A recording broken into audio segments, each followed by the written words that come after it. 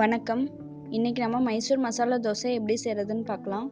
4 தோசை செய்ய தேவையான பொருட்கள்: தோசை மாவு 6 கரண்டி, தக்காளி sauce 8 table spoon, Mysore masala 12 table spoon, Mysore chutney 8 table spoon, எண்ணெய் அல்லது நெய் தேவையான அளவு.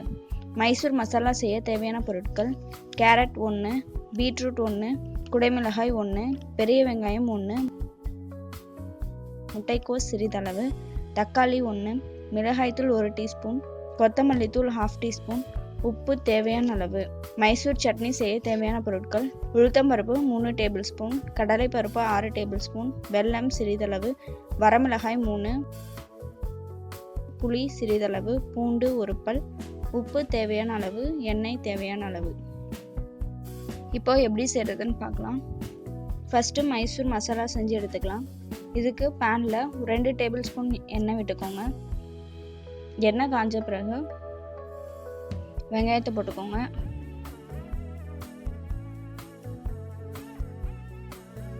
இதை கொஞ்சம் நேரம் நல்லா வணக்குங்க. வெங்காயம் கொஞ்சம் லைட்டாக வணங்கின பிறகு அதில் குடமிளகாய் ஆட் பண்ணிக்கோங்க. குடமிளகாய் ஆட் பண்ணி ஒரு 2 நிமிஷம் நல்லா வதக்குங்க. அதுக்கப்புறம் தக்காளி ஆட் பண்ணிக்கோங்க. தக்காளி கொஞ்சம் நல்லா வதங்கின பிறகு அதில் மிளகாய் தூள், கொத்தமல்லி தூள், உப்பு இதை 3 ஆட் பண்ணி நல்லா மிக்ஸ் பண்ணிக்கோங்க.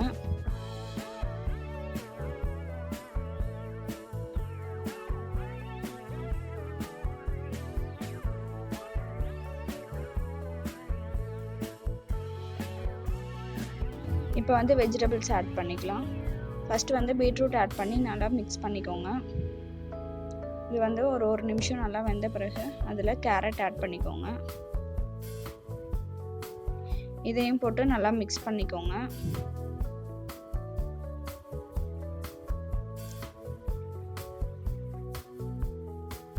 இப்போ லாஸ்ட்டாக முட்டைக்கோஸ் ஆட் பண்ணி நல்லா மிக்ஸ் பண்ணிவிட்டு ஒரு 5 நிமிஷம் வேக வைங்க.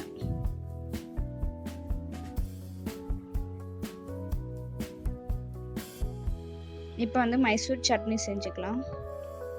இதுக்கு ஒரு 3 டேபிள் ஸ்பூன் எண்ணெய் விட்டுக்கோங்க.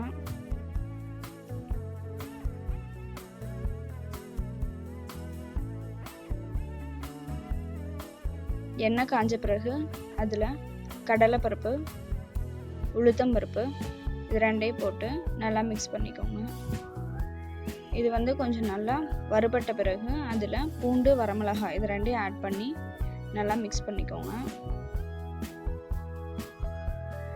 இதை ஒரு 2 நிமிஷம் நல்லா வணக்கின பிறகு அதில் வெல்லம் சேர்த்துக்கோங்க. கூடவே கொஞ்சம் உப்பு சேர்த்து நல்லா மிக்ஸ் பண்ணிக்கோங்க. இப்போ நல்லா பொன்னிறம் ஆயிடுச்சு. லாஸ்ட்டாக புளியை சேர்த்து நல்லா மிக்ஸ் பண்ணிக்கலாம்.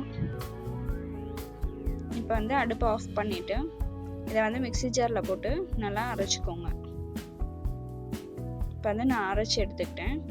இப்போ தோசை ஊற்றலாம். தோசைக்கல்ல ஒரு 1.5 கரண்டி மாவு விட்டு நல்லா மெலிசாக தோசை ஊற்றிக்கோங்க. இப்போ அதில் ஒரு 2 டேபிள் ஸ்பூன் தக்காளி சாஸ் ஊற்றிக்கோங்க. கூடவே ஒரு 2 டேபிள் ஸ்பூன் அளவுக்கு மைசூர் சட்னியும் ஆட் பண்ணி நல்லா ஸ்ப்ரெட் பண்ணிக்கோங்க. இப்போ அதில் மைசூர் மசாலாவை ஸ்ப்ரெட் பண்ணிக்கலாம். லாஸ்ட்டாக எண்ணெய் இல்லைன்னா நெய் இது ஏதாவது விட்டு கொஞ்ச நேரம் ஒரு 2 நிமிஷம் வேக வைங்க. அதுக்கப்புறம் இந்த மாதிரி மடக்கி போட்டு ஒரு நிமிஷம் வேக வச்சுக்கோங்க. இப்போ மைசூர் மசாலா தோசை ரெடி ஆயிடுச்சு. நீங்களும் உங்கள் வீட்டில் ட்ரை பண்ணி பாருங்கள். உங்கள் ஃப்ரெண்ட்ஸ்க்கும் ஷேர் பண்ணுங்கள். மறக்காமல் சப்ஸ்கிரைப் பண்ணுங்கள். நன்றி.